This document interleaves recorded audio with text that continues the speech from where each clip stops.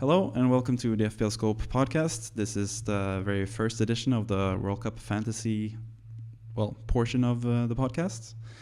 The World Cup is coming right up. We are recording now on the Wednesday before the first match on Sunday, which is going to be Qatar, the host nation, against Ecuador.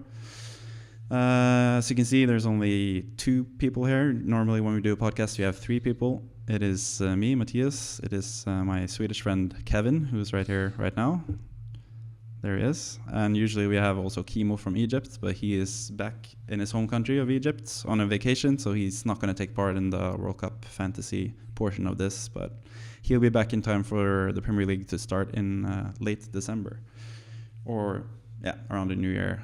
It depends on when he comes back and stuff, but most likely he'll be back for the first game week in game week 17 in World Cup or Fantasy Premier League. But for now, we're going to talk about the World Cup, and many of you guys listening probably know a lot about the Premier League, but the World Cup is more of an unknown territory, especially some of the lesser teams in the World Cup. So at first in this podcast, we're going to go through all the teams and rank them and talk a bit more about which teams we think are really good or which teams we think are really bad. So we'll discuss that now, just go through all the teams with classic tier lists. This first one is really easy, Argentina, S tier. There's nothing really much to say about it. Both me and Kevin, he's a Sweden fan normally, they're not in the World Cup. I usually root for, Norway are never in the World Cup, so I can't root for them. I usually root for Italy, but they're not in the World Cup either. So I think both of us will root for Argentina, or I know both of us, especially Kevin, will root for Argentina, and there's a special reason for that, I think. Kevin? I mean, Messi is obviously the GOAT, and I just, generally speaking, I was at the Argentina-Italy game, the Finalissima. Argentina absolutely smoked Italy and did it without trying too hard as well, which is a really strange thing to say because I just felt their effort levels, just generally speaking, because it's not a recognized cup and etc. But they still wanted to win it, and despite all that, we're just playing absolutely beautiful attacking football. Some of the things that happened in 2014, but then once it became playoff time, it just became really defensive, really boring, which also saw the lack of Messi magic, I guess. And I think with Scaloni, it's going to be quite the opposite. They play their offensive football no matter what. And considering where it is and everything like that and weather conditions and stuff like that, it favors South American teams. And I think Argentina are going to be right up there. Yeah, definitely. They have a really good chance of winning the World Cup, finally. It's been a long time for them. But yeah, they're clearly in the S tier. Then the next team is Australia, which I think is clearly in the D tier. I don't think you have any objections to that. So not really. I mean, Tim Cahill's an S tier player, but he's not playing. So yeah, he's not there anymore. Australia are good traditionally, but right now they don't really have many good players at all. I can barely mention 3 players from their squad, so they don't really have a good squad. So I think they're going to be going straight out. But yeah. Anytime, I'm just going to place the teams, and if you have any problems with it, you can just speak up. And I think it's very fitting that we have Belgium right now, because I'm actually going to do something controversial and put them in A tier, not S tier. Do you disagree? Listen, I don't. And that's like a controversial thing to say because I've always hyped Belgium up since Lukaku just decided to play football. I was just like, yep, this is my guy. He's got Kevin De Bruyne with him now. Oh, everything's good. Life is good. But they've been dark horses their entire, since the golden generation of players started and all this type of stuff. So for me, it wouldn't be a surprise if they won the World Cup. But I just don't think they're favorites. Yeah, I think they're just a step below the better teams that we'll get to eventually. And Lukaku's injured from the start of the tournament as well, so we'll see what they do. Hazard is old and doesn't really play anymore. I mean, they still have De Bruyne and Thibaut Courtois, match winners in both ends, so they can still win it, like you said. But I think they're not as good as, say, Brazil, which I'm going to put up on the S tier. I don't know if you want to rank them in terms of the tiers, but If I were to do so, I think Brazil are the absolute favorites. Yeah, that's what I would say as well. But we're not going to get too much hung up on the actual rating. We're just going to go through the tiers, I guess. And the next team is Cameroon. Do you have any impressions of Cameroon? I love Saboleto. That's all I can say. Huh? Who? I love Saboleto, okay? I love him. And he's going to hate me for saying this, but they're D tier. I have no faith in them whatsoever. D tier? I mean, they made the semifinals in the African Cup of Nations, so I would lean more towards C tier, but I could see the D tier as well. I mean, they have a couple players. They have an online goal. They have Samba and Gissa. Abubakar was the top scorer in the African Cup of Nations. He's really good as well.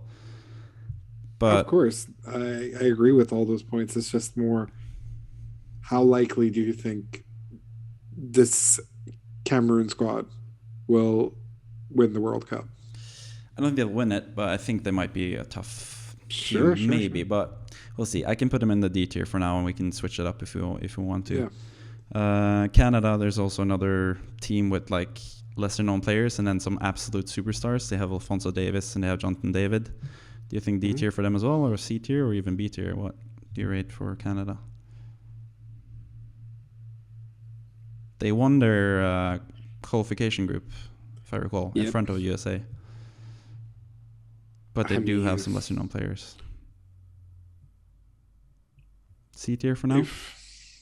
Listen, they are also C for Canada or D for the DA in Canada. So do we think they're going to be able to advance past Croatia and Belgium? And probably isn't it not. Morocco? Morocco as well in the same group. Morocco as well. Like, I think they're D. I feel like Cameroon have a stronger chance, and I would even be willing to swap those two around. That Cameroon are C and let's do that for now. Okay. Costa Rica, I think that's D tier. Yep. Probably. I love me some Brian Oviedo. And Brian Rees back in the day. Those were World Cup heroes. Joel Campbell, stole a move to Arsenal just because of his World Cup antics. So definitely, they provided fun memories, good times, but sadly are D tier. Yeah. Fine. Australia are bottom of D tier. No. I can agree with that. Croatia. We have had a couple bottom dwellers, so I think Croatia are closer to this. Obviously, they made the World Cup final not too long ago. Of course. They still have an aging squad, but I think their midfield is still one of the best in the whole World Cup, really. Modric is still really good. Kovacic is amazing, and Brozovic has been really good in Serie A. They lack a proper striker, but other than that, pretty solid. I don't think they're S tier. You can definitely make a case for A tier for them. Yeah. Or B tier, if there was like a B plus, that's probably where I keep them, or like an A minus. But you got to give it to them. I think you can still say that they're. You got to respect them. Yeah, and they have They played a lot together as well, so they know each other as a squad. Absolutely. I think we have another B tier squad here in Denmark. They've been really, really, really good in the qualifiers. Won basically every game. They have really good cohesion in their team. Eriksen is back. You could place them at B, but I think they, as a collective, they're really, really good.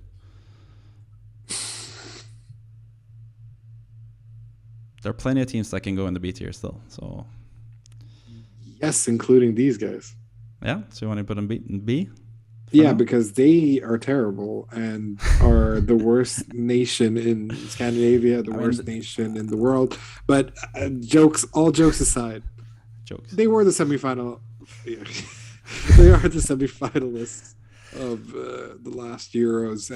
Like you said, very cohesive, very, very good.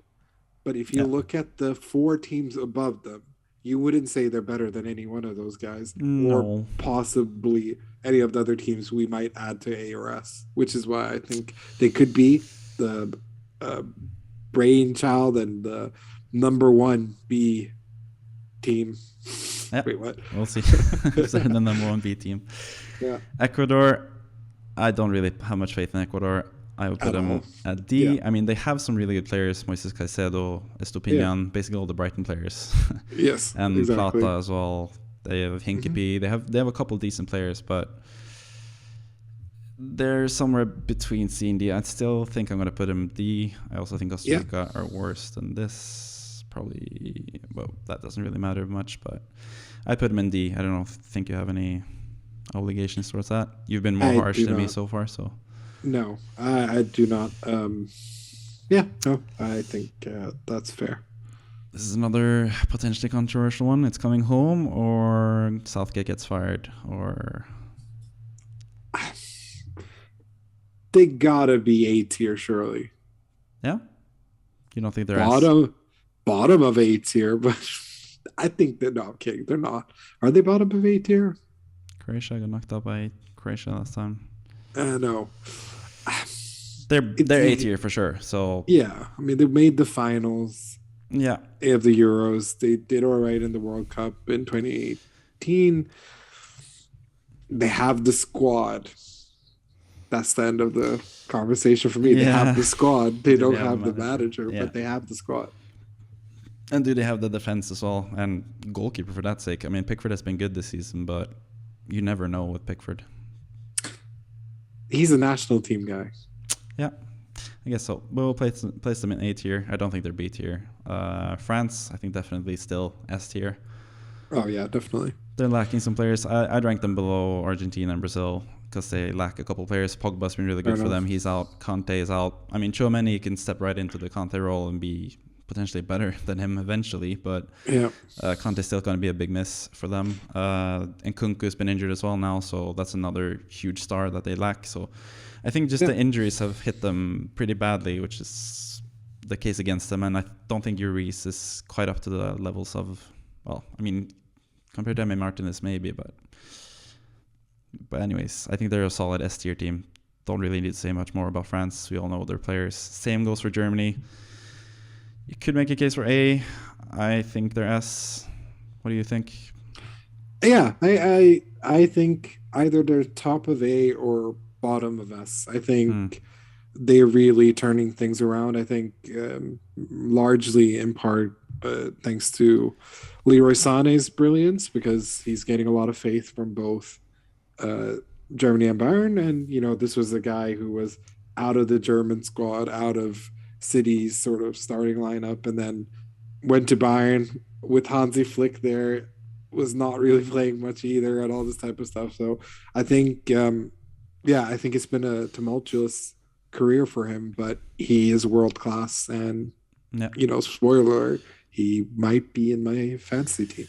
Yeah, and I think you can say many of the same things about Musiala, who might be in my fantasy team. So they have some really good players just behind the striker. They lack the top striker. Timo Werner's injured. Kai Havertz has not been good since he left Leverkusen, basically. But I still think they're S tier. You can never doubt Germany, really. They were always going to be there. They recently won the World Cup, sadly, for some of us. Ghana. I think Ghana went out earlier than Cameroon in the Africa Cup of Nations. I would not have them at the same level as Cameroon. I think potentially another D-tier team. I mean, we get a lot of D-tier teams now, but there are a lot of teams that are easy to beat in this thing. I don't know, maybe we should have like a cap, maybe also to make the graphics look better. Maybe we should have a cap of like 7 teams per tier at most. Yeah, I mean, we can obviously mix them up and rearrange according to... The only thing with Ghana is, since they went out of the African Cup of Nations, they've added some really good players. They've added Salisu, Lamptey, Iñaki Williams. They've gone on a spree just collecting players that have not been picked for their original national team. So that might elevate them, but at the same time, Ghana traditionally haven't been the best in terms of team structure and everything working as one for them. So it's always difficult to add new players into a new squad. So potentially C tier, but let's put them at D tier for now. There are a couple of D tier teams coming up, so maybe we'll move them up. But I think it's I think the thing about Ghana as well is that it's a real shame that they're in the group that they're in because they're technically in the group of death. Mm. But as a team, they're still a lot better than some of the junk that's going to the World Cup. No offense, Sweden should be there, and I'm always going to say everyone's junk and all this type of stuff. But no, but like Portugal, Ghana, Uruguay, and Korea, South Korea is just a very tightly contested because even Yeah. South Korea can turn up and cause havoc. Yeah. I think it's fair to put them at the top of D or bottom of C. But for now, let's keep them at D, top of D, or even keep them We'll have bottom them of at C. C just to keep company with Cameroon. Sure. There will be some better African teams coming up as well. Iran, which is an interesting team. So this is a spoiler alert for later.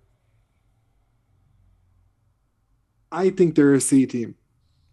I think a lot of their matches as of late, including a lot of highly contested draws and even some impressive wins, where defensively they are an absolute unit, which could cause a lot of havoc for a lot of teams. So I think, and certainly I know with a lot of the players, there's going to be a lot of stuff going through their heads with everything that's going on in Iran and stuff like that. And it's really pathetic to try and be like, oh, a win for them is a win for this and all this type of stuff. But essentially, with these sort of things, and especially with footballers, politically speaking, we've seen it happen in the past, and we've seen that it's given them that extra boost. I think Iran deserves some credit for what they've done currently, and I think they're a C tier team. Yeah, fair enough. I'll place them in the C tier. I know if Kimo was here right now, he'd tell you that their manager is Carlos Queiroz, and he's so boring. It's so dull to watch. They never score any goals. Yeah. But like you said, he's defensively solid, and up front they have some really good talent in Asmoon and Taremi. So they can do stuff on both ends. So they're pretty good. Now we come to one of my favorite countries, one of my favorite teams, Japan. I don't think there should be D tier. I think potentially C tier. They're not at the level of Denmark, but C tier, I guess.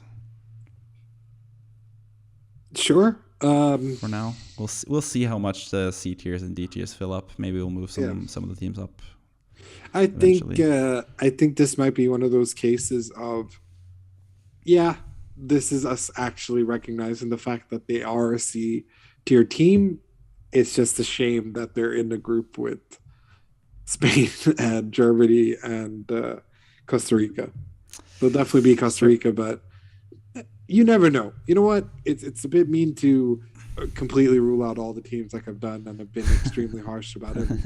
But it is also that you have to have some realism with all this type of stuff. But to be fair, some of these European teams might not cope with the weather conditions and all types of stuff. We'll have to wait and see. But I think C tier is a decent shout. I think the only thing as well is that Denmark is in the B tier, and none of these teams are even close to Denmark. So I think if Denmark were in the A tier, we'd be more inclined to put some of these C tier teams in B tier. But we'll see eventually. If C tier fills up too much or D tier fills up too much, we can move around. I potentially Denmark up and then the other teams up as well, but we'll see where we get to. We have Mexico coming up. They have also sort of like a golden generation aging away sort of squad. They don't have Chicharito anymore. They don't have the Dos Santos brothers anymore. There's one more Mexican player that I forget that is usually there. They still have Guardado. He's always playing there. Yeah, they have Jimenez. They have Irving Lozano, who's been really good for Napoli this year. All Napoli players are really good this season. Where do you rank Mexico? Do you think they should go B tier, or do you think C tier? Or I think low B, high C, maybe. Yeah. So probably keep them in the B tier. I think they have so many wonderful talents, and I think maybe I'm bitter about Poland beating out Sweden. Maybe. But I do also see them, and they normally do give a good account of themselves at the World Cup and stuff like that. So I do think I do think Mexico could come second in their group. So I think B is also good evaluation of their abilities. Yeah, Next up, we have Morocco. I mean, we've put all the African teams in C tier so far. Do you think they should go C tier as well? They have some really good players. They have Hakimi, obviously. Yeah. Ziyech. Sorry. Yeah. I think C tier works well for them. Yeah. They're usually a decent defensive side. Obviously, Hakim Ziyech just a bowler. So, yeah. Yeah, they actually fired their head coach because he was not on good terms with Ziyech. So Yeah. I reckon he's going to play more, even though he got qualified for the World Cup. So, yeah. Netherlands, another team that could go S or A tier. You got any input? Where do you think you should put them? Look, I think they're A. Yep. I think they're just shy from being an S tier team. On par with Belgium, their neighbors. I think they got to be slightly worse. Yep. Sadly, I think obviously Frankie De Jong's stan. Fucking love that guy. I think he's one of the best center mids in the world. Obviously, gonna rep Memphis Depay just to irritate a good friend of ours, Remy, who, as Remy is a Manchester United fan, and Depay successfully was terrible there. I'll always rep Memphis Depay as well. I think they have a lot of great players. Van Gaal is hit and miss, but he's always been decent and all this type of stuff. Yep. He's already causing a little bit of trouble with the squad with some of his sort of controversial old foolhardy comments and stuff like that, which hasn't been great. I also just think that they're just lacking that one more X factor player to take them to the next level. I think if Xavi Simmons or Simons continues the way he does, he could potentially become that huge player that I think Netherlands need to take them to the next level. And but yeah, I just think they don't have. If you look at the squads ahead of them, yeah, I just don't think they have what it takes, sadly, to be an S tier team. Yeah, they lack a bit of offensive firepower, I think. Like you said, Memphis Depay is their big star offensively, and club level, he's been really good, but he's not at that top level that you need to be to win the World Cup, I feel like. And also their goalkeeper is also a big question mark. You don't even know who's going to be their starting goalkeeper. So just for that, I feel like they can't really. I mean, they could be in S tier, but I feel like A tier is decent for them. Yeah. Poland, I think, as with the team they have in their group, Mexico, I think they're pretty much on level with Mexico. It's going to be interesting to see who goes through out of those two. So I feel like B tier is a good spot for them. Do you disagree? I agree with that. Yeah. Nothing much more to say, really. Lewandowski hasn't really performed at the levels he's done at Barcelona and Bayern for Poland, but maybe this is the year. Maybe he'll score 5 goals against Saudi Arabia. We'll see. Yeah. Portugal, I feel like Portugal have a striker problem, potentially. Yeah, potentially. With Cristiano Ronaldo, depends if he's in the right headspace. He might potentially have more motivation than ever to do well, but just depends if his skill can keep up with his motivation. He's always motivated, so absolutely. But other than Cristiano Ronaldo, who's their big name star, they have a lot of good players, and I think their squad is just that good that you have to have them S tier. I'd personally have them above Germany as well, probably just behind the other 3 in S tier. But what do you reckon? Yeah, I think S tier is a fair assessment. I think they could be also top of A. I think the thing that is of concern, not really for me, but could be a concern of Portugal fans, is the fact that they are in possibly the toughest group. So that could see them hit. Also, the fact that Diogo Jota, who has been firing in all cylinders, usually is missing from the World Cup. Yeah, I think there are some things missing, but they have enough there. I mean, they won the Euros in 2016, which was a fluke. But I think they've built on a lot of things. I'm really annoyed that Renato Sanchez didn't make the World Cup, which made, to me, no sense. Yeah. Just because he wasn't playing like regularly for PSG doesn't mean that he's still not a decent center mid. But yeah, I think that's a fair assessment. I Yeah. hope they're not a S team, but fair enough. We'll see, especially with Renato Sanchez. Their midfield isn't like the best offensively. They have a lot of good players with Bernardo Silva, Rafael Leao, Joao Felix. Those guys defensively, they have Cancelo, they have Nuno Mendes, who's been really good left back for PSG. So they have really good players, but we'll see. I think S tier is fair for them. They have the Fulham geezer, who's pretty good.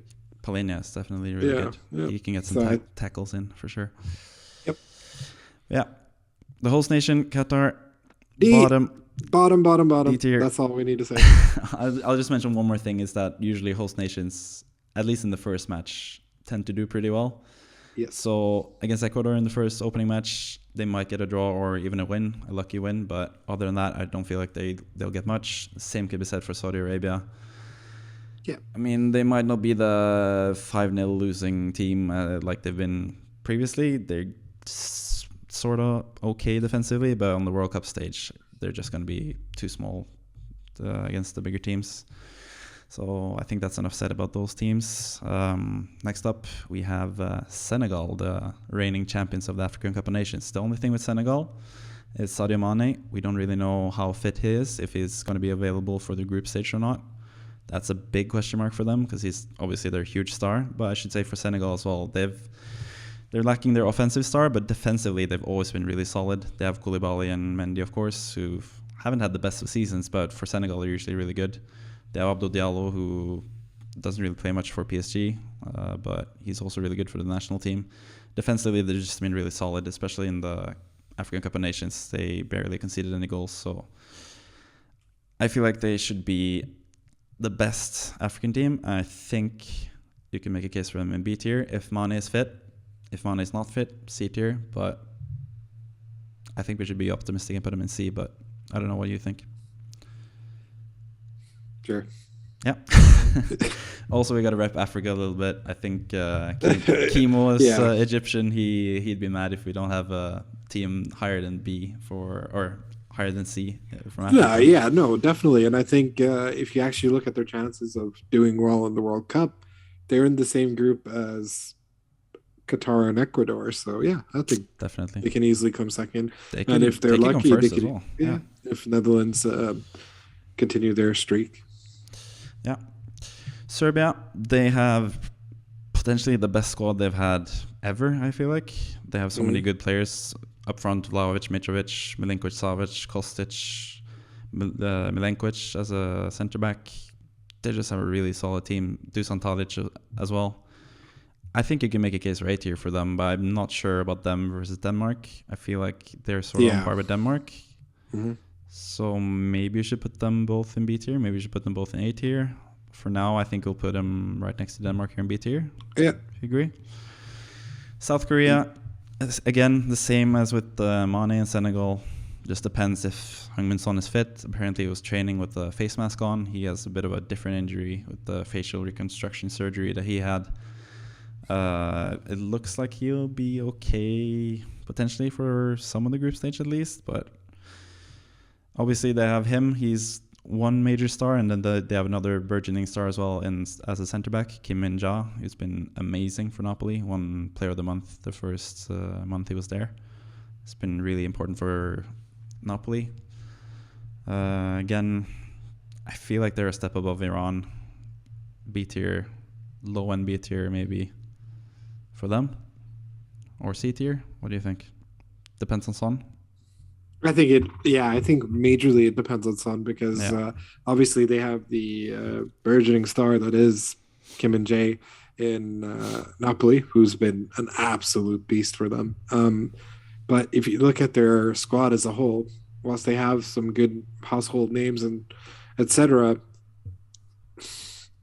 I think you have to also realize that their group is the toughest one, right? Because they're with both Ghana, Uruguay, and Portugal. So them as a team, sure, you can still say that they're a C tier team, but yeah, or maybe even like a lower B, but no, I think C seems like a fair place to keep him. I've thought about putting him in B, but I also remember even if Son is back fit, he hasn't had the best of form this season. So I think that puts them down to C tier for me. I think they're better than Iran, but C tier I think is fair enough for them.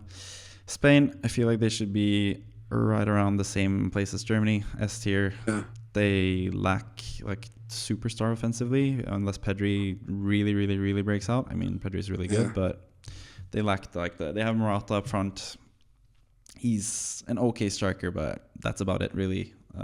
They should really have like a main guy. Pedri might step up. They've been good collectively sometimes, but I think they're low tier S. Yeah, I completely back Lucho with some of the decisions he made. I think it was really smart of him to go youthful, obviously bring his son-in-law in Ferran Torres, who's made the squad, which some people were getting pissy about, which to me is stupid considering the fact that regardless of what you think Ferran Torres has done at Barcelona, he still always delivers decent numbers. But I do disagree with omitting out Gerard Moreno. I guess Aspas I get. Aspas is a really good La Liga player, but when it comes to the national team, he's been very hit and miss. You could say that about Moreno too, but I feel like they missed the beat. Obviously, they missed the beat with not bringing Iñaki Williams into the fold more quickly, because I guess it was more impatience that brought him to Ghana rather than maybe it might have been like this is my true calling thing. But considering his little brother and generational talent, Nico Williams ended up picking Spain and will likely get minutes. I feel like that might have been a missed opportunity by Spain more than Iñaki Williams, because Iñaki Williams is in the sort of luxury position of picking either or. But we forget Ansu Fati plays for Spain and could potentially get a lot of minutes because they don't have that focal point in attack. And if he scores, he'll get the minutes. And that is why I have some belief in them. And obviously, Ferran Torres is also great. I mean, you should put him above Portugal. I think we need to talk about Portugal at some point as well. Do we really think they're worse or better than Belgium? And I don't think Belgium is a S tier team. Maybe. It's just they have so many quality players, I just can't look away from them, really. True. Leao is amazing. I am a huge fan of him. Cancelo, I'm not a huge fan of him, but he's really good. Bernardo Silva is amazing.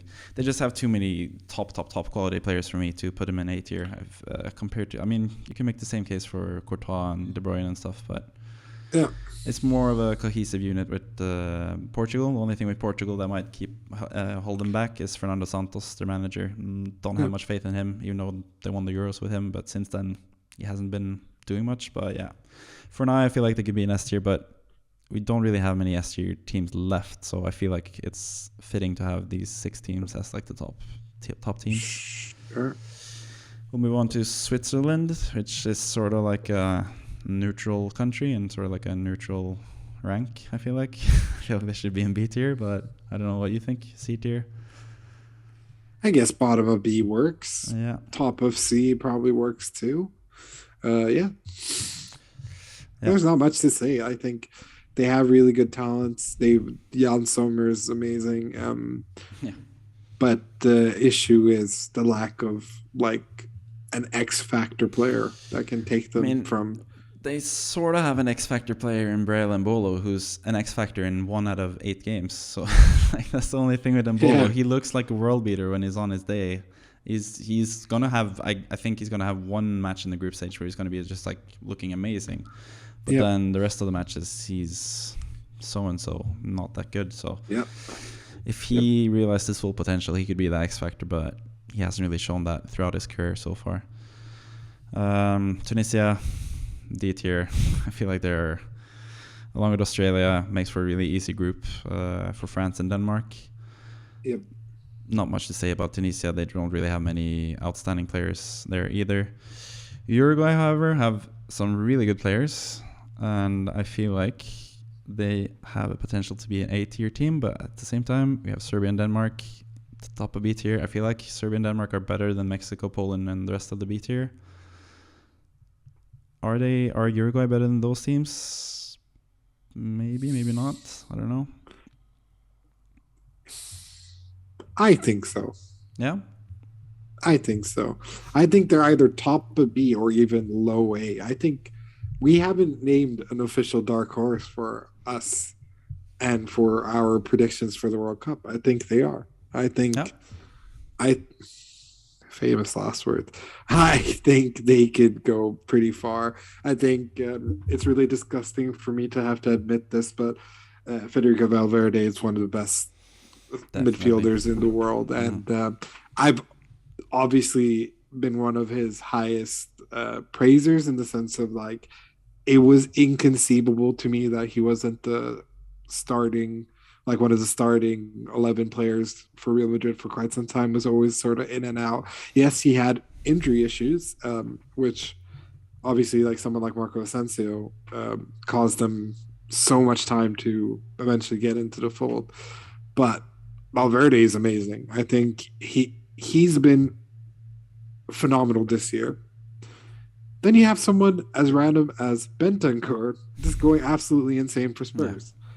Then you obviously have Ronald Araujo, who's going crazy for Barcelona and is one of the main reasons why we didn't end up winning the El Clasico and all this type of stuff, and probably why we went out of the Champions League when we did.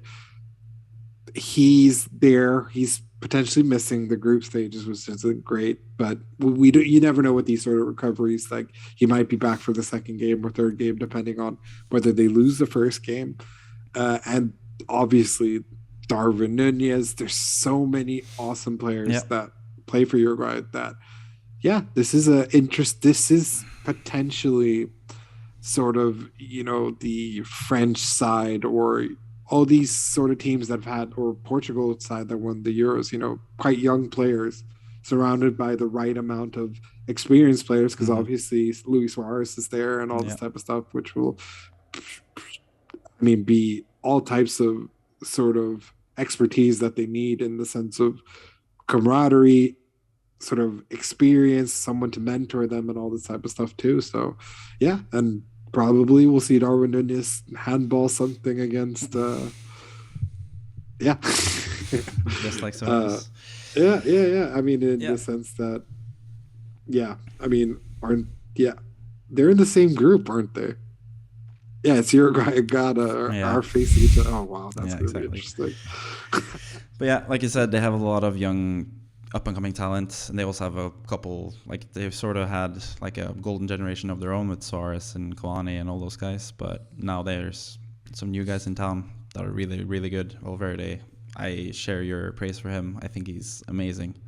He's always been amazing for me ever since I saw him starting for Real Madrid. He's been really good.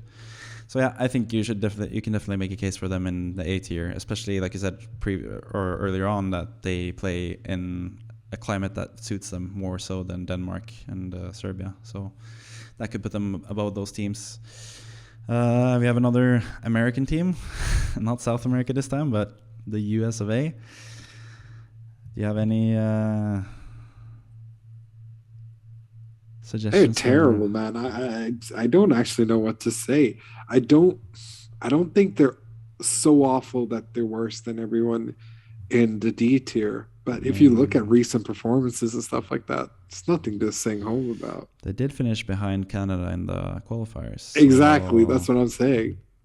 So not bottom of D tier, but D tier. Yeah. Do we move someone up? Because we have overfilled the D tier, so it's made two sections. Do we swap anything, or do we just keep it as is?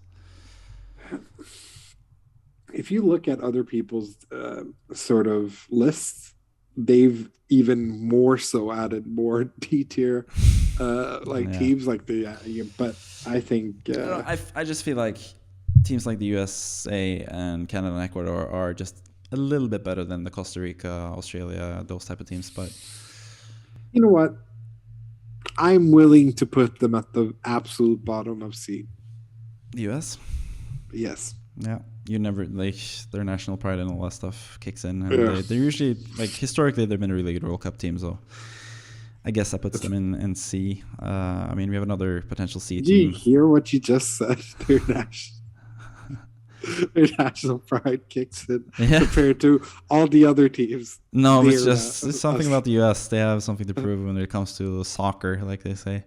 Yeah, so that's fair enough. Fair enough. I mean, they have more outwardly pride than most. Well, I shouldn't say most nations, but at least Western nations, they have more outwardly pride. Anyways, the final team, Wales. Bottom of B, C, Iran. I think they're somewhere on C, maybe. Yeah, Iran, US, and Wales are in the same group. So they're says a lot about how interchangeable those teams are, and says a lot about their quality. But similar teams as well. Do you want to move anyone up from C since it's a bit overcrowded now? I mean, Morocco shouldn't be that far down, to be honest, but I don't know if they're B tier. But anyways, we can just go through all the teams. I'll list them as well for any of you that are listening through audio rather than watching on video. S tier, we have Brazil, Argentina, France, Spain, Germany, and Portugal. Portugal just hanging on at the end of S tier. Right above the A tier, which is Belgium, Netherlands, Croatia, England, and Uruguay. I feel like both Serbia and Denmark are potentially A tier teams, but they're currently at B tier. So B tier is Serbia, Denmark, Mexico, Poland, Senegal, and Switzerland. And then in C tier, we have South Korea. Also, depending on Heung-min Son, they might be B tier if Heung-min Son is fully fit and in top form with Kim Min-ja and all those guys. But for now, they're C tier. Iran, Morocco, Wales, Cameroon, Japan, and Ghana. And the United States at the bottom of C tier. They made another section for C tier. D tier, we have Ecuador, Canada, Costa Rica, Australia, Tunisia, Saudi Arabia, and the host nation, Qatar.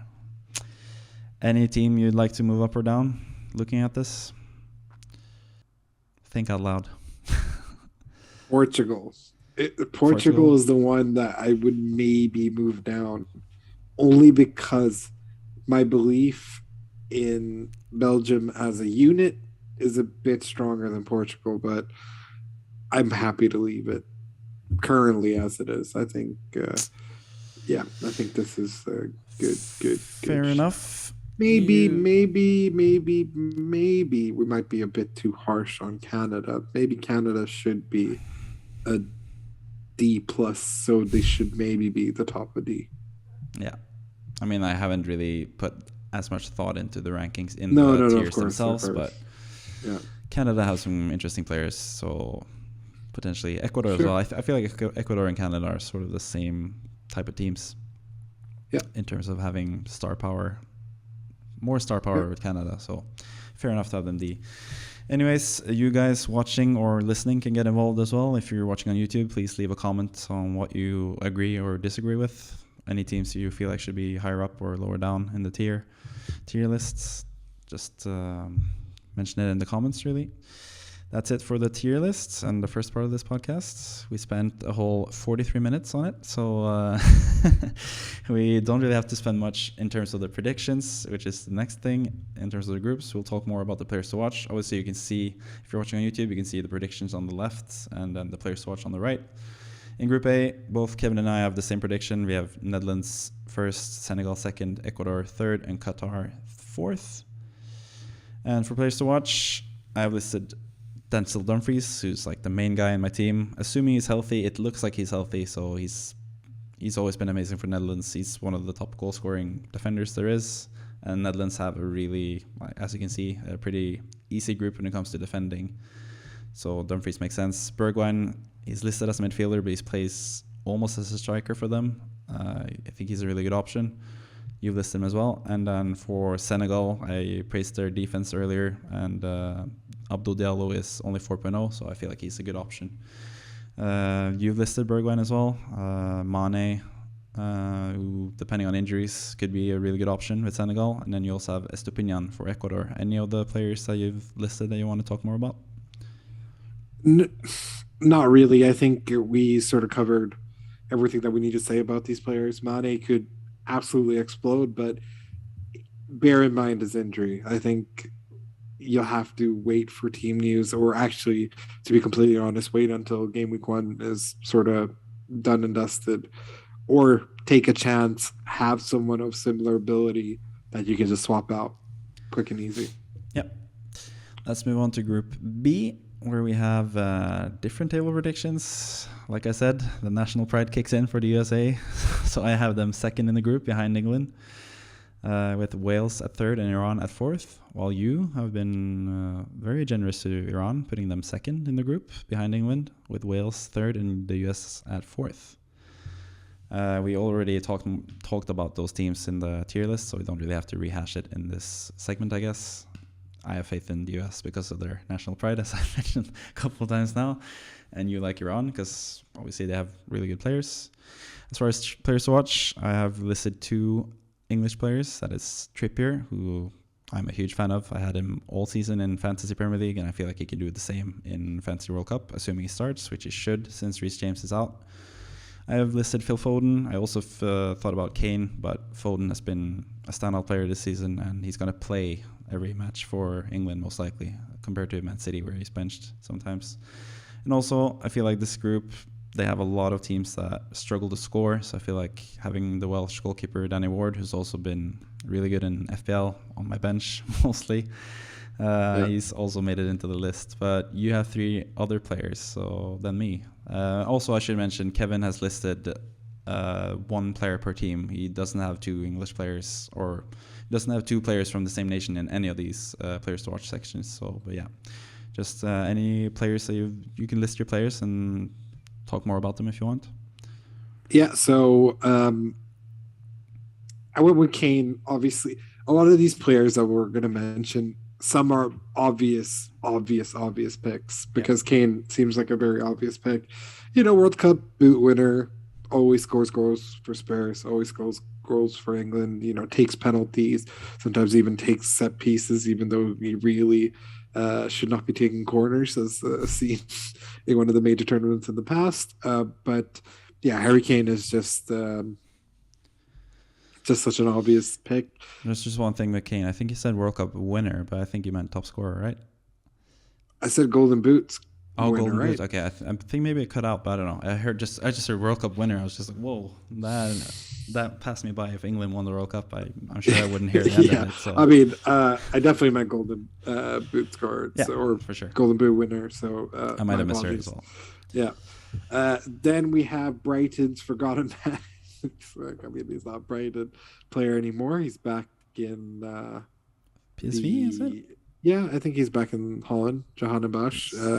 I think if there's anyone who's going to make magic, unfortunately, Mehdi Taremi would obviously be number 1 in my sort of pick, but when there's so many forwards that go ahead of him, I think if you're looking for a mid-priced midfielder who still creates a lot of attacking options for Iran and doesn't only necessarily play left mid, he plays left wing, he sometimes plays cam as well. Yeah, I think Johanna Bosch is a very solid option. And then with Wales, I went with Wilson. I'll be honest, I think it's more of a storyline pick than anything.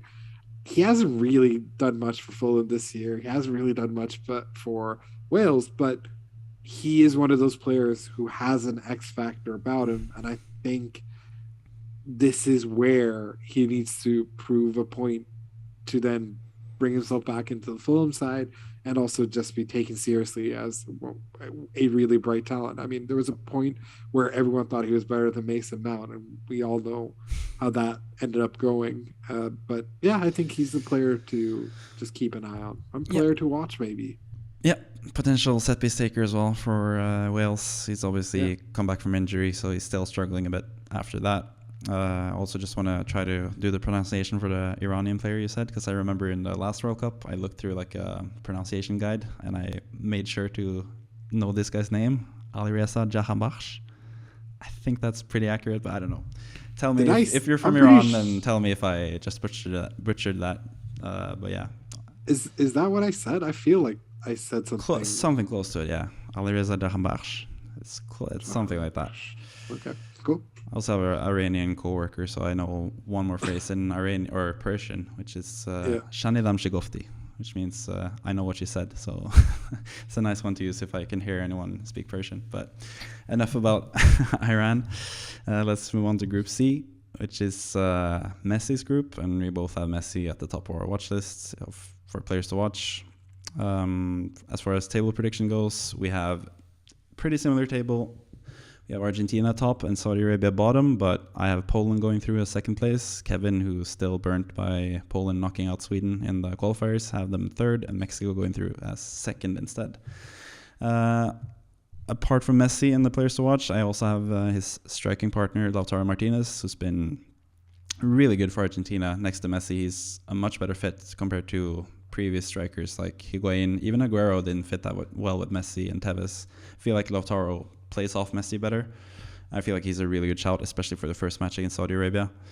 And then we both have Matty Cash listed, the Polish right back, who's been really good in Fantasy Premier League. Of course, if you play that, you know that he can do bits offensively as well as being solid defensively for Poland. So that's why I'm listed. You have one more player on the players to watch section, which is Tecatito Corona.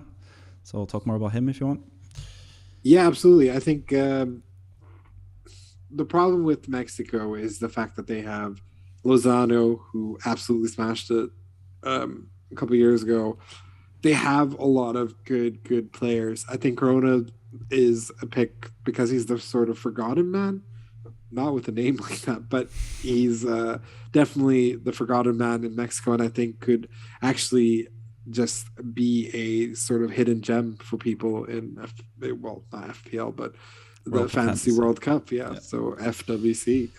And I think he, for Sevilla and for teams in the past, he's taken set pieces and all this type of stuff too. And he is incredibly fast and is very pass first, which could do well because key passes is a new stat line and all this type of stuff. So I think Corona could do a lot of damage. I can't believe I said it like that, but yeah, sure. Yeah, I guess that's definitely true. We'll refer to him as Tecatito. But we'll move on to Group D, which is also a pretty easy group to predict, at least for the first two teams. We both have France going through as number one, and Denmark going through as number two. I have Tunisia finishing third and Australia finishing fourth, while you have Australia finishing third and Tunisia finishing fourth, but it's really just a toss-up at that point. Those teams are not that good.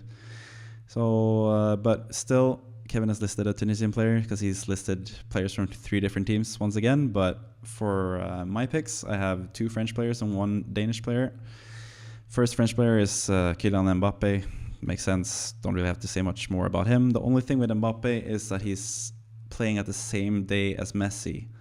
So if I'm picking Messi, I feel like picking Mbappe at the same time is sort of a waste of cash because you'll have a captaincy option that you can't use, but we'll get to that later in the teams. My second player to watch is Joachim Mæhle from Denmark. He's been amazing in Fantasy Euros. You all know about him already, and you probably all have him in your team. He makes sense for 4.5 for Denmark, who I have more faith in than Kevin, it seems. I really like Denmark's chances going pretty far in the tournament, like they did in the Euros. Finally, I have a French defender in Pavard, but I might change that to Theo Hernandez, who was just added to the game at the same price, 5.0. So either one of the French fullbacks seem really good for me. Kevin, you also have Mbappe and Mæhle. Don't really have to say more about those 2 players, but you have one more cheap Tunisian option in Wahabi Kasri, who is a decent option. So briefly mention why you've listed him. Kasri just goes crazy everywhere he goes. Didn't mean to make that all football shanty, but yeah, he is just a point king. I mean, he does it in pretty much everywhere he plays. I just rate the player a lot. I think the fact that he's randomly listed as a mid at 4.5 is perfect as well. I also think that there was a mistake. I definitely think Tunisia will come above Australia, but when Australia does come third, I can say, haha, I got it or something. I definitely think that I just wrote it wrong. Fair enough. Fair enough. We'll move on to Group E, which is sort of the same. We have two major favorites in Germany and Spain. We have it differently. I have Germany number 1 and Spain number 2. But I think in the tier list, you kind of made a case for having Spain above them. So it's really interchangeable, those two teams for me. It's just Germany always at the World Cup. Historically in the World Cup, they've been better than Spain, even though Spain had that golden age like 10, 12 years ago. But still, Germany and Spain going through easily. One of my favorite teams, like I mentioned earlier, Japan, sadly, third. I hope they can knock out, especially Germany, but we'll see. And Costa Rica fourth. We both have Japan third and Costa Rica fourth. As far as players to watch, we have one German midfielder each, Musiala and Sane, who we mentioned in the intro. They're both really good for Bayern Munich, and just depends. The only thing with Musiala, if he plays as a starter, or if Thomas Müller still gets to play ahead of him. I think Musiala is about to break out and become like one of the top players. Like I'm saying, like top 10 players in the world, if he's not already. He's pretty close to it. And then I have a Japanese player as well, Daichi Kamada, 5.5 midfielder for Japan. He's been a star for Frankfurt, and I think he can be a star for Japan as well. He's also pretty fairly priced. And then at the end, I have Spain's starting striker, which is Morata, 8.0. It's just to have a Spanish striker there, really. He's been decent for the national team, and he's a focal point for them. He's going to miss some huge chances, I'm sure, but he can also get a haul with 2 goals or 3 goals even. So we'll see. Kevin has 3 different players for me, though. We mentioned Sane, so you don't really have to talk much about him, but you have a Spanish player and a Japanese player as well. Yeah, originally I went with Unai Simon because I felt that we had completely ignored goalkeepers whilst doing the lists, and I think generally speaking, Japan and Costa Rica are matches where Spain could potentially keep a clean sheet. I also just think Unai Simon is a pretty good goalkeeper and has really good distribution as well. I might change it to Ansu Fati because simply of what I just said, and also because I genuinely believe that he's one of those sort of players that if he scores in any of the games, he'll start getting way more play time. I realize that Lucho is very similar to Xavi with, they're very scared about whether he'll get injured or not. Yeah. But considering how much Ansu Fati has been complaining about this, maybe he's not as brittle as people think. Maybe he just needs to be given the playing time to show what he's got. And I think Morata is so much on the tightrope with Lucho as it is. Fati could easily come and replace him. So Simone, definitely keep an eye out for him, but consider Ansu Fati as well. He could potentially also Ferran Torres on the other side. 7 million for Ferran Torres. He's also a really good option. Could play striker as well. Yeah, and is actually probably going to start as well. I mean, benefits from sleeping with the manager's daughter. You play it on the wing or as a striker? Probably. Oh, his girlfriend. Yeah. So, anyways, he's winning on and off the court. Anyways,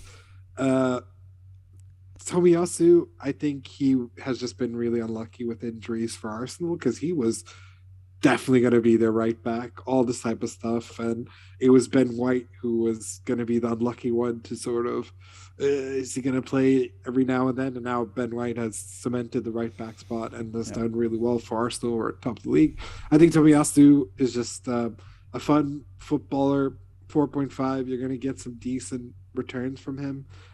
Whether Japan will do anything in this group, according to our predictions, not really, but for 4.5, you'd be hard pressed to find much better. I mean, Mela is better, but yeah.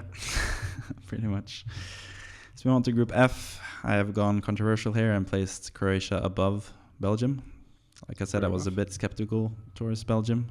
They might even drop down. This is sort of like a complicated group because I think Morocco and Canada, on their best days, they can beat anyone. Same goes for Croatia. So Belgium is sort of at risk, but at the same time, they could finish number one and just blow past expectations and even win the World Cup. So I have listed two Belgian players. One of them is De Bruyne, who's the premium midfielder in this fantasy World Cup. He's 11.0, but I feel like he's definitely worth the price in terms of key passes, scoring goals, getting assists, everything. He's really good. I also listed Michy Batshuayi, who has been playing in the place of Romelu Lukaku when Lukaku's been injured. Lukaku's been injured most of the season, and it seems like he's out for the start of the World Cup as well. So I feel like Batshuayi for 6.5 as a starting striker for Belgium with De Bruyne feeding him might be a really good option. And then my final option is, of course, Achraf Hakimi, who's one of the best fullbacks in the world. He's a good goal scorer as well. He can go up front almost as well for Morocco. So I feel like he has a good chance to get points, especially in this group, which is sort of up in the air. But yeah, that's it for the group. Don't know if I mentioned the table predictions. I'll go through them quickly. I have Croatia number 1 in front of Belgium at number 2, Morocco 3rd, and Canada 4th. Kevin has the same, but he has Belgium number 1 and Croatia number 2, with Morocco 3rd and Canada 4th as well. But Kevin has another player listed, fantasy favorite so far for Croatia. So I'll talk more about Sousa for 3.5. Yeah, so Sosa is a Bundesliga fantasy legend and continues to be a fantasy legend for anyone who continued playing that past COVID, which was the main reason why a lot of us got into Bundesliga fantasy. He's just a solid player. I think they've been really unfair to put him at 3.5, especially considering Croatia is such a good nation to the point we've kept them A-list, and he's a starting player for them as well. So he creates a lot of chances. He crosses all the time and is just essentially like a Croatian Trent Alexander-Arnold. Sometimes the best cross in the world, but just continuously spams them. So I think for fantasy reasons, he's a perfect pick, especially at 3.5. I'd like to add another player that I know both me and Matthias have been looking at, who also plays for Belgium, which is Leandro Trossard. He's 5.5, could easily sneak his way into the team and might even start for them. And anyone who's been playing FPL this year knows what a troll he's been in terms of fantasy points. Either he gets you 19 points or he gets you 2, but you need that sort of upside in a game like this.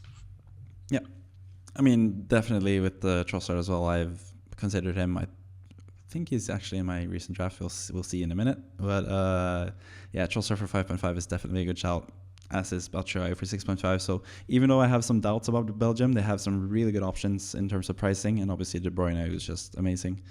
So that makes sense. Just 1 point on Sosa. I think the reason for his price is that Barisic has been playing more than him sometimes for the national team. But I feel like Sosa, considering like if he is fully fit and all that stuff, he's probably going to be their starting defender. And with we'll see that in just a second as well with the rules for Fantasy World Cup. You can also sub out players. So if it doesn't start, you can just easily swap him out for one of your bench players. So I feel like it's a risk worth taking for 3.5 and the offensive firepower he has, and Croatia, who I have predicted as number 1. So I'm definitely considering Sosa as well. Just as a final point on that, we'll move on for Group G, which is also another group with 2 good teams, one really good team, and then a pretty good team in Serbia as well. I have Brazil number 1, Serbia number 2, Cameroon number 3, and Switzerland number 4. Kevin has the same, except he has switched Switzerland as number 3 and Cameroon number 4. As for players to watch, Kevin has listed Neymar, who I also almost listed, but since Kevin had already listed him, I went for Richarlison instead, who has been their starting striker pretty much the last few years. But with the recent form of Gabriel Jesus, maybe he'll be benched for Jesus, considering Richarlison hasn't played that much. But if Richarlison is the starting striker, he's definitely someone to consider. For Serbia, I think Filip Kostic is going to be amazing for them, especially with the scoring in Fantasy World Cup with tackles and key passes. Both of those things he can do at his left wing back or left wing role. 6.0 I think is a really good price for him. Finally, I've listed Abubakar. I had listed him before he was in the game. I figured he'd be more like 7 mil at most, so 8 mil kind of puts me off him. It's just he was the top goal scorer in the African Cup of Nations for them. Scored a lot of goals, and he's been like the main guy. He's the captain for Cameroon as well. So I feel like he just deserved a shout. But Kevin has 3 other players than me. One from Brazil, one from Serbia, and one from Switzerland. So take it away, Kevin. Yeah, I mean, Neymar, we all know, is a world beater and is extremely unlucky not to have experienced the joy of winning something with Brazil. I mean, he did win the Olympics, but he was very unlucky not to win the Copa America, which Richarlison managed to win. And then the year he could have won it and with favorites and everything was against Scaloni's amazing Argentina side. I think this is potentially Neymar's final World Cup because he's always said like he's one of the sort of players that he's not thinking longevity like a Cristiano Ronaldo wants to play until he's 37. He'll play until he physically feels he can. And I feel like he's alluded to that this could be his final World Cup. With that in mind, I think it's going to be his swan song, considering his form with PSG as of late as well. The fact that he's on set pieces, penalties, he does everything for Brazil. I think he's just an obvious choice. With my Serbian pick of Milinkovic Savic, I think he is just so good. I absolutely hate and completely understand why Lazio are waiting for a like 100 million bid for him because they would never want to get rid of someone as good as he is. But I also feel that the footballing world as a general are getting bereft from him being at, in the Champions League, basically. Yeah, pretty much. I want a player of his caliber to be at a superstar club, sort of like maybe not Man City, but like to take or to the very least elevate a club to become one of those things like Arsenal, Liverpool, for example. Yeah, just slot right into that midfield. Yeah, Arsenal are one of the teams that have been looking at him. Liverpool, which I would absolutely hate, are looking at him, and considering the fact that Firmino might be in and out of the club as well. Yeah, I think Milinkovic Savic is going to have a great World Cup. I think Serbia, generally speaking, are one of the better teams at the World Cup. So I think he's definitely someone to look out for. And with my goalkeeper pick of Switzerland, Sommer, I think Sommer isn't going to do amazing in terms of clean sheets and stuff like that. Maybe one against Cameroon. I don't think he'll keep one against Serbia. I don't think he'll keep one against Brazil. However, he's a notoriously known shot stopper and penalty saver. So I think if you're looking for a goalkeeper with X factor, you pick Jan Sommer. I think he's just a fantastic goalkeeper as it is as well. So it's just if you have like a Courtois or a goalkeeper that's absolute favorite, going to win all their games, great. I think Sommer's just a really fun backup. Yep, for sure. He always shows up on the biggest stage as well in these types of tournaments. So he's a fun shout for sure. We'll move on to the final group, which is Group H, which is another interesting group. You refer to it as potentially the group of death because they have some teams that have high ceilings, at least in terms of Ghana and South Korea and Uruguay as well, as we mentioned. You've gone with you've backed your boys from Uruguay and put them as number 1, with Portugal as number 2 and Ghana third and South Korea 4th. I have the same except for Portugal number 1 and Uruguay number 2. Ghana and South Korea coming up after them. I have listed Bruno Fernandes actually as one of my Portugal picks, and that's purely because of the whole tackles and key passes thing giving you extra points. I feel like Fernandes can do well in both of those categories. Sometimes he gets a lot of tackles in. He often gets a lot of key passes in. So while he's a bit pricey, I feel like he could potentially break out. He hasn't been the best for Portugal, but he is an amazing player. Who Kevin was actually the one who told me about him before he went to Man United a long time ago when he was linked with West Ham, my favorite team. But yeah, he's a great player, and he could take penalties if Cristiano Ronaldo just burns out and doesn't want to play for them like he did with Man United. Going with a fun little flamenco pick as my Uruguayan player, De Arrascaeta, Georgian De Arrascaeta, I think his full name. He's just a tricky, fun little winger who's 5.5 only. He's going to start for Uruguay probably, I think. And I feel like it's just a good bench option as one of the later groups. You can have him come in if one of your players has 1 or 2 points. You can just put in Arrascaeta and see what happens, really. He's just a decent bench option. Or if your team has performed amazingly, you could just keep him on the bench. The same thing, we have another great bench option with the Uruguayan goalkeeper, Rochet. I don't even know how you pronounce it, but I know that he is most likely going to start for Uruguay in front of Muslera, who's one of Kevin's least favorite players. So Rochet or Rocher or whatever is a really good option for 4.0 as a goalkeeper. You have 3 different players than me listed, so if you want to talk more about them. Yeah, absolutely. I have Valverde.